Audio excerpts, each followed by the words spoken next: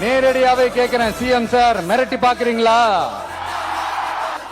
அதுக்கு இந்த விஜய் ஆள் இல்ல சார், அதுக்கு நாம ஆள் இல்ல சார்.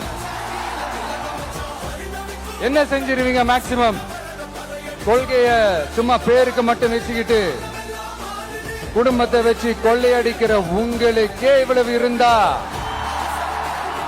சொந்தமா உழைச்சி சம்பாதிச்ச எனக்கு எவ்வளவு இருக்கும்? சிஎம் சார், மனசை தொட்டு சொல்லுங்க, வெளிநாட்டு முதலீடா இல்ல வெளிநாட்டுல முதலீடா? திமுக காரங்க வந்து செய்வோம் செய்வோம் செய்வோம் செய்வோம்னு சொன்னாங்களே, செஞ்சாங்களா? பசுக்குள்ளேயே இருக்கணுமா? பசு விட்டு வெளியில வரக்கூடாதா? கையை இவ்வளவுதான் தூக்கணுமா? இப்படியே வரணுமா? மக்களை பார்த்து சிரிக்காத, மக்களை பார்த்து கையசைக்காத. இந்த அடக்குமுறை, இந்த அராஜக அரசியல் வேணாம் சார். நாம ஒண்ணு இங்க தனியால் இல்லைங்க சார்,